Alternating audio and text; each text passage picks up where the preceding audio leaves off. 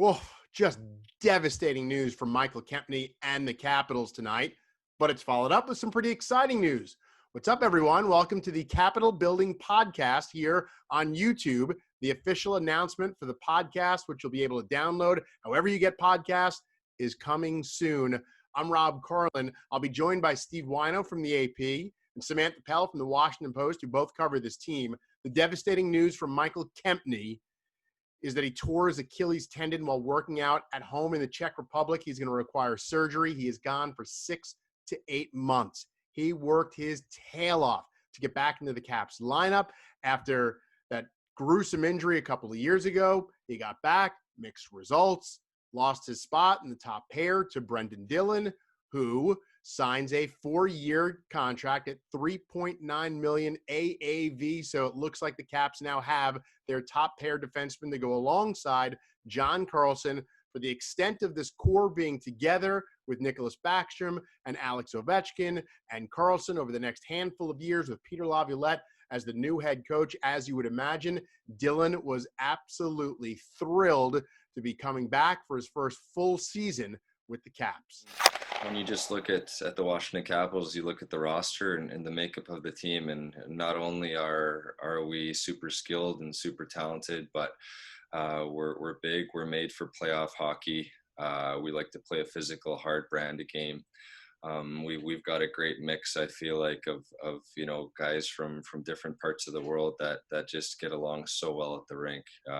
It was the first thing you notice when you walk into that locker room, that guys appreciate each other, guys want to play hard for one another. And once you get on the ice, there's no more joking around. Guys are for real. And just to see the success that, winning the cup in 2018, I mean, we're only 2 years removed from that. And a lot of the big pieces are still here. And for myself, getting to be a part of that moving forward. I think for what I bring and being able to play with John and Orlov over the couple of weeks that I was there and seeing the rest of the team, I felt it was a great fit. For me, I like to take a lot of pride in defending hard.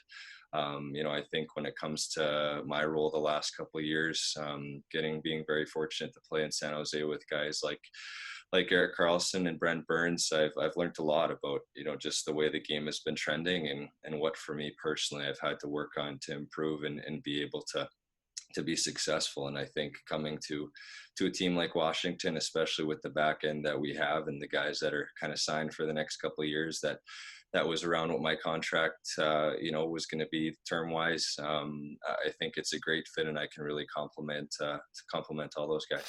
So I have joining me now, Steve Whyno and Sam Pell, who've both been covering this team for a long time. And let's go through the couple of big stories that came out tonight, because all of a sudden there was a lot of breaking news around the Capitals. And let's start with – the funny thing is I saw the Brendan Dillon news first because I was out with my kids at a gymnastics event. And I was like, oh, wow, okay, so they – not totally surprising. I don't know that I love the move, but – and then I saw the Kempny news and I was like, oh, well, this makes much more sense. They desperately need a top pair defenseman.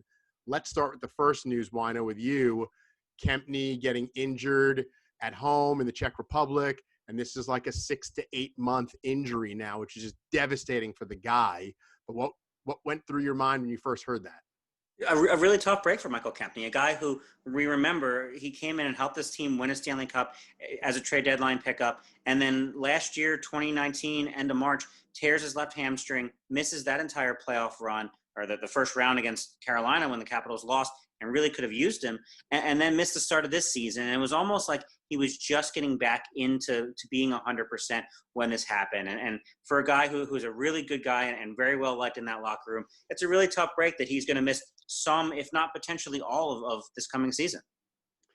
Yeah, and that's we talked with Brendan Dillon. We'll get to that in just a second. But Sam, hearing Dillon talk about Kempny, and he is well respected and he is well liked, and they all know how hard he worked just to get back.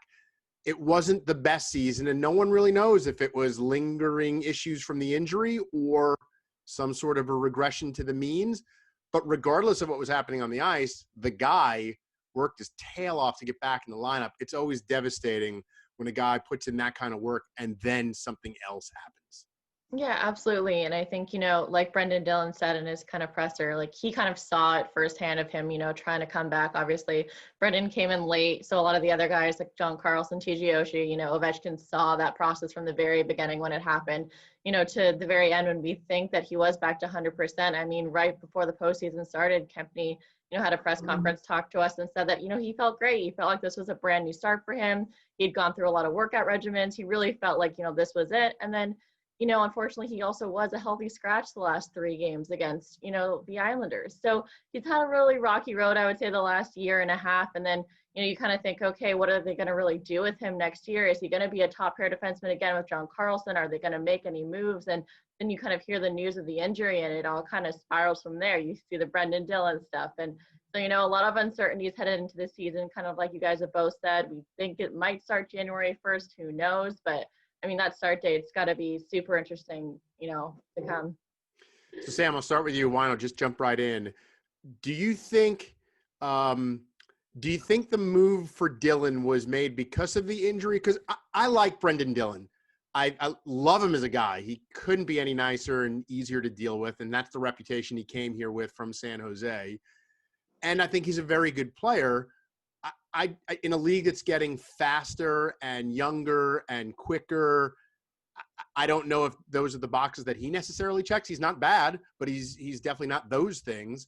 Do you think this was, if Kempny was 100% and you felt like we're going to go in and give him that top pair job again, do you think they still would have made the move that we all had heard they were trying to get done regardless?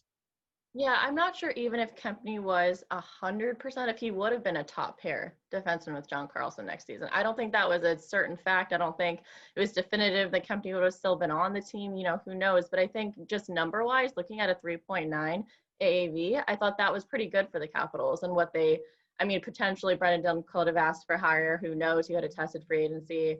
That number could have gotten higher. Who knows? But I think just for the number and looking at it now, and now especially knowing that Kempny's out, absolutely, I think it was the right call. Now, is he the solution to all of the Capitals' problems on the blue line? I don't think so, but I think it's definitely a start as we go on to next season.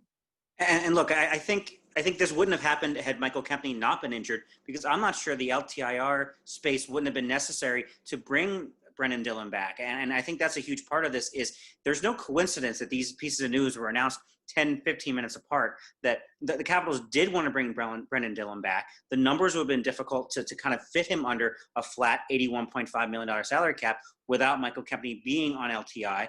And maybe he misses the entire season. Maybe you can bring him back for a game 1 of the playoffs if we're sitting here lucky enough all to be there at Capital One Arena on a April 1st or whatever certain playoff situation. But that, I think the Capitals knew that without Kempny, they could fit Brendan Dillon in and wouldn't have to make some kind of other move to get him under the cap.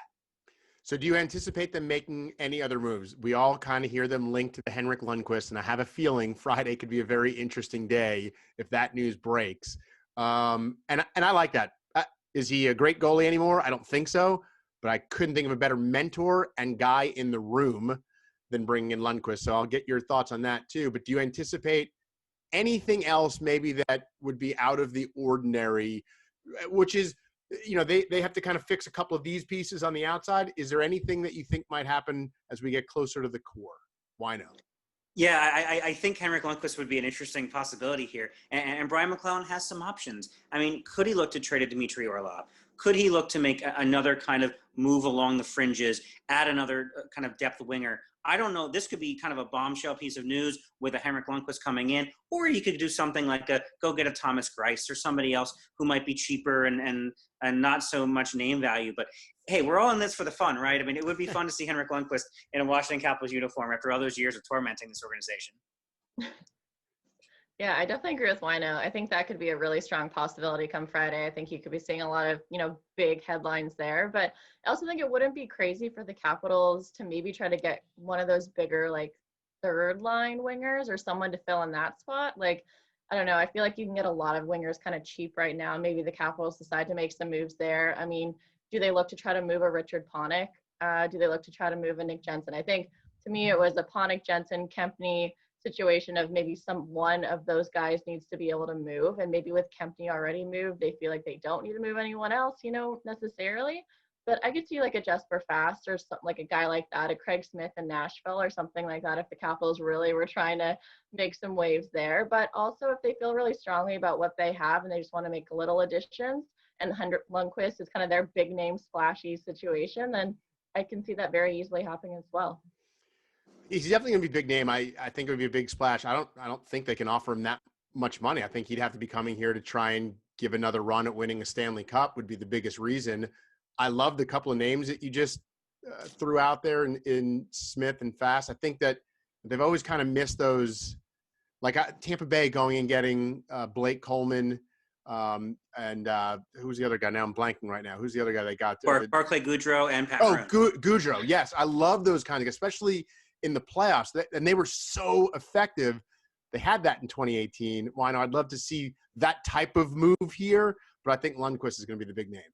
Yeah, and that's what Brian McClellan has been good at over most of these years is kind of knowing when to take a gamble in free agency. And maybe the Panik contract, the Hagelin contract, were some desperation, even Hathaway having extra years to kind of get that term down, knowing kind of the window now. But especially here in a pandemic where we don't know that guys are going to go for a whole lot of money. Brendan Dillon probably on the open market in a normal circumstance would have made $4.5–5 million a year.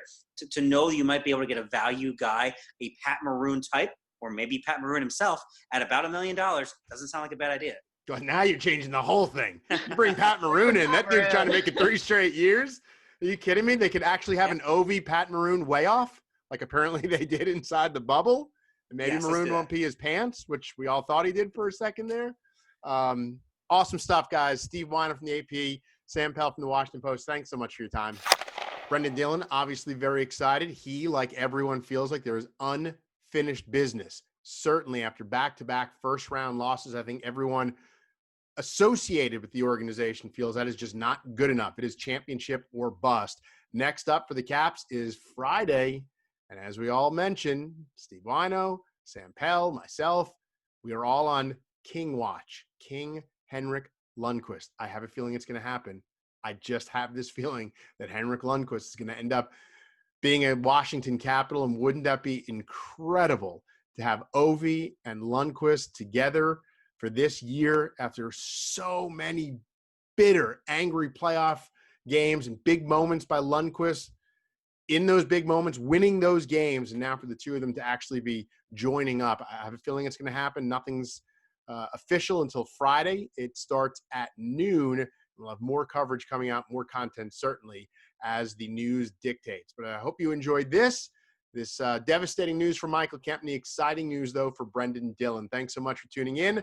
Again, there will be news on a new podcast coming. However you get your podcast, it's coming soon. Thanks so much for tuning in. We'll talk again. Let's go Caps.